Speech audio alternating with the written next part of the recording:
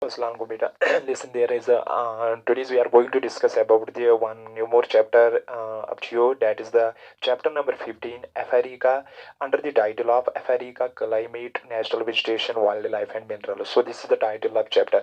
So in earlier chapter, I discussed with the Africa's rivers physiography and the location. So वहाँ पे हमने location देखा उसका, उसके बाद रिवर्स कौन से है, फिजियोग्राफिक रीजन क्या है, वो हमने अर्लियर में देखे. अब हम 15 चैप्टर में देखेंगे इसका क्लाइमेट कैसा है और वेजिटेशन कैसी है, फ्लोरोफाना कैसी है, जो नेचुरल वेजिटेशन कैसी है, वाइल्ड लाइफ कैसी है और मिनरल रिसोर्सेज कौन कौन से यहाँ पाए जाते हैं. तो फर्स्ट ऑफ ऑल हम क्लाइमेट की बात करेंगे.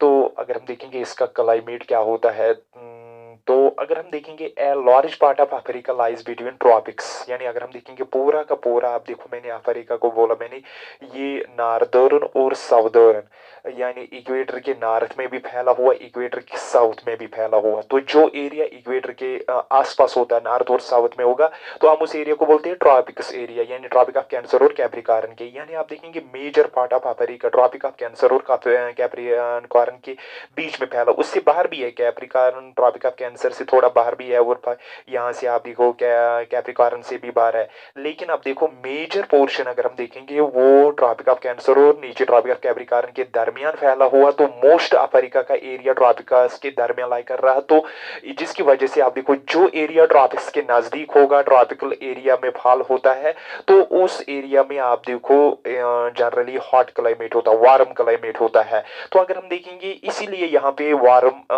यानी क्लाइमेट होता है, हॉट और वार्म होता है. So a large part of Africa lies between tropics, यानी tropics of the tropic of Capricorn और कैंसिकॉर्न, यानी जितना इसका एरिया है मैक्सिमम एरिया इसका ट्रॉपिक ऑफ कैंसर और कैप्रिकॉर्न, थोड़ा उससे बाहर भी है कुछ एजेस, लेकिन जो वहां है वो ट्रॉपिकल के बजाय आप देखो टेम्परेट में आएगा आपको.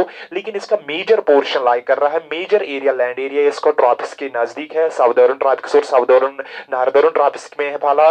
तो जो एरिया आपने पढ़ा होगा, जो एरिया ट्रॉपिक्स के नजदीक होगा इक्वेटर, वो जहां वर्टिकल रेज होती है, वहां sunshine through out the year होती है, वहां आप देखो सीजनल वेरिएशन भी ज्यादा नहीं आती है.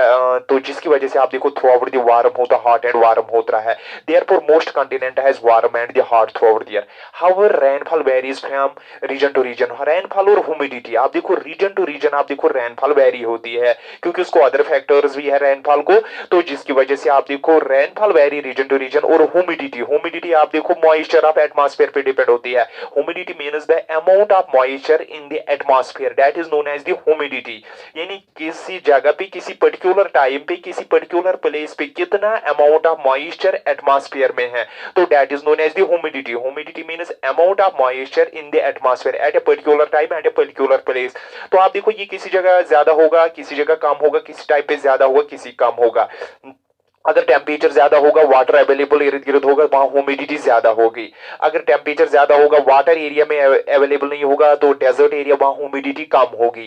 तो अगर वाटर अवेलेबल होगा, टेम्परेचर ज्यादा नहीं होगा, तो क्योंकि एटमॉस्फेयर में मॉइस्चर नहीं चला जाएगा, इवापोरेशन नहीं होगी, इवापोरेशन कम होगी, तो ह्यूमिडिटी भी कम होगी. ह्यूमिडिटी एक्चुअली आप देखो दो फैक्टर्स पे, that is availability of water and this temperature. तो जितना टेम्परेचर और वाटर अवेलेबल होगा, ट्रांसपिरेशन या कैन से वाटर वेपर्स एटमॉस्फेयर चले जाए, जितने वाटर वेपर ज्यादा चले जाएंगे, मॉइस्चर ज्यादा एटमॉस्फेयर में आएगा, तो ह्यूमिडिटी ज्यादा होगी. जितना मॉइस्चर कम होगा एटमॉस्फेयर मींस जितनी इवापोरेशन कम होगी, तो मॉइस्चर एटमॉस्फेयर में कम चला जाएगा, तो हम बोलेंगे यहाँ ह्यूमिडिटी कम है. So the amount of moisture present in the atmosphere at a particular place at a particular time, so that is known as humidity. So humidity time to time very होती है, रीजन टू रीजन वेरी होती है. Equatorial area में ज्यादा होगी, polar area में कम. Reason क्या है? क्योंकि वहां टेम्परेचर लो है, इक्वेटोरियल में ज्यादा गर्मी है. एक एरिया से, डेजर्ट एरिया से आप देखो जो कोस्टल एरियाज वगैरह होगी, वहां ज्यादा हो सकती है.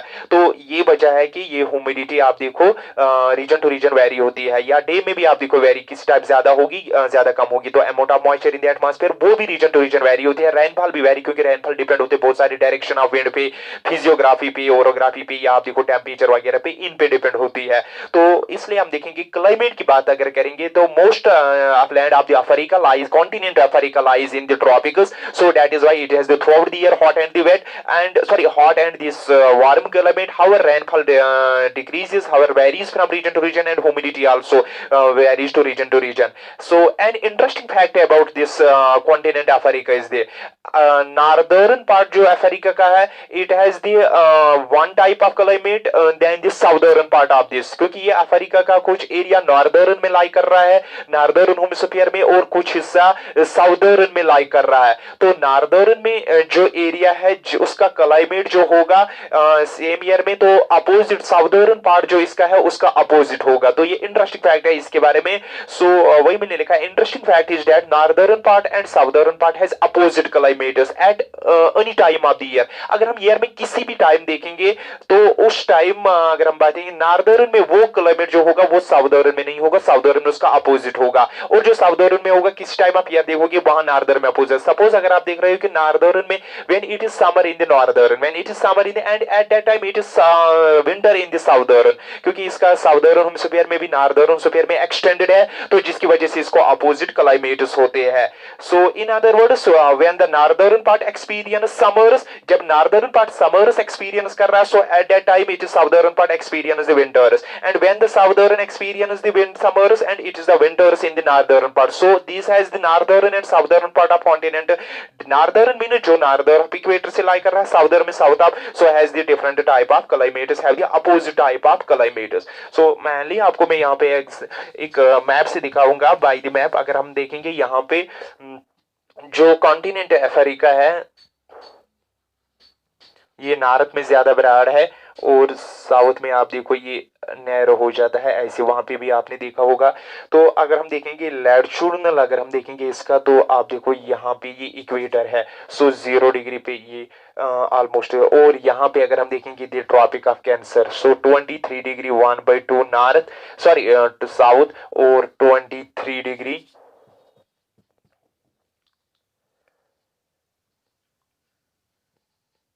नॉर्थ।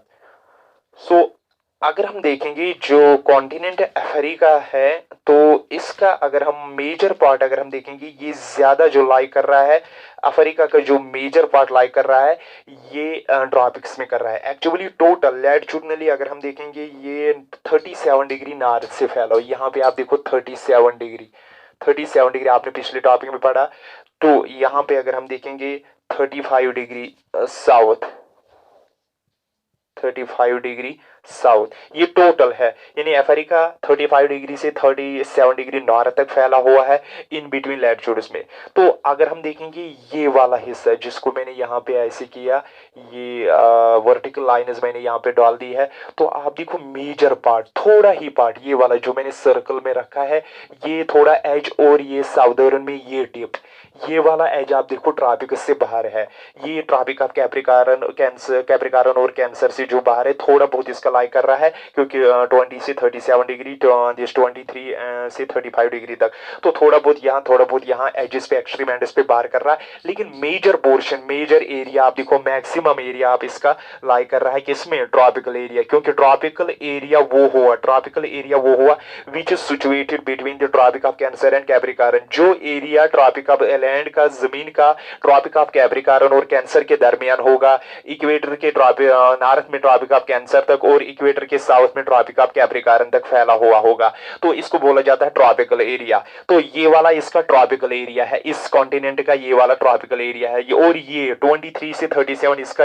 ये वाला एरिया आप देखो टेम्परेट है, ये वाला इसको टेम्परेट है, तो या हम इसको बोलते हैं सब ट्रॉपिकल भी, यानी यहां से लेके आप देखो सब ट्रॉपिकल एरिया भी है।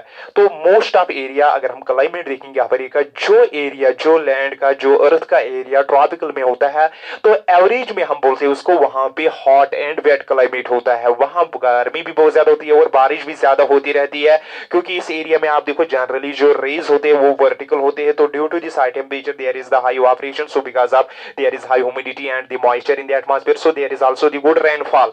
तो जनरल में हम देखते हैं कि ये वाला इलाका होता है, इसका क्लाइमेट गर्म होता है। तो इसलिए हम देखेंगे अफ्रीका का, वही मैंने लिखा था, मोस्ट ऑफ द, यानी जो अफ्रीका कॉन्टिनेंट है, सॉरी दिस जो अफ्रीका कॉन्टिनेंट है, तो अगर हम देखेंगे इसका large part of the lies between tropic of Cancer to Capricorn, so it has the large part area lies in the tropical area, most of continent has the warm और hot climate. So इसलिए पूरी का पूरे continent को almost आप देखो थोड़ा बहुत आवाज से लाई बाहर कर रहा हैज द वार्म और हॉट क्लाइमेट। सो अगर आपसे बोला जाए warm and hot climate most of क्यों है, क्योंकि इसका मोस्ट ऑफ एरिया लाई कर रहा है ट्रॉपिकल एरिया में। ट्रॉपिकल एरिया में जो होगा वहां गर्मी ज्यादा होती है। However the amount of rainfall varies and humidity varies region to region. जो रेनफॉल यहाँ होगी वो शायद यहाँ नहीं होगी, यहाँ नहीं होगी, जो यहाँ होगी वो कम होगी। जो ह्यूमिडिटी अमाउंट ऑफ मॉइस्चर यहाँ पे होगा, यहाँ पे होगा, यहाँ पे होगा, वो वेरी रीजन टू रीजन हो जाता है। लेकिन देखेंगे उसके बाद वन मोर थिंग, अगर हम देखेंगे नॉर्दर्न पार्ट, जब इसका आप देखो नॉर्दर्न पार्ट ऑफ कॉन्टिनेंट को और ये बन गया साउदर्न। साउदर्न मींस इक्वेटर से नीचे और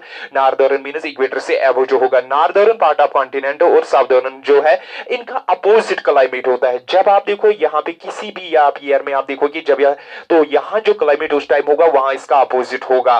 तो क्योंकि आपको पता है कि जब नॉर्दर्न हेमिस्फीयर में विंटर्स होती है, समर्स में, उस वक्त आप देखो सन की रेडिएशन साउदर्न में होती है। जैसे आप देखो यहाँ पे इस वक्त समर से चल रही है, तो इसका मतलब रेडिएशन जो ज्यादा है वो इस वक्त ट्रॉपिक ऑफ कैंसर पे परपेंडिकुलर होते हैं, तो जिसकी वजह से यहाँ समर्स होते हैं और यहाँ पे नहीं होते हैं, तो यहाँ विंटर्स होते हैं। और जब ये सन शिफ्ट होगा यहाँ पे, तो जब ये शिफ्ट होगा ट्रॉपिक ऑफ कैप्रिकॉर्न पे वर्टिकल होगा, तो उस वक्त ज्यादा यहाँ पे रेडिएशन होगी, इंसोलेशन ज्यादा होगी, यहाँ कम होगी, तो विंटर्स होंगे। तो ये हमारे अर्थ का एक स्ट्राइकिंग फीचर है। अगर हम देखेंगे नोटेबल फीचर है अर्थ का।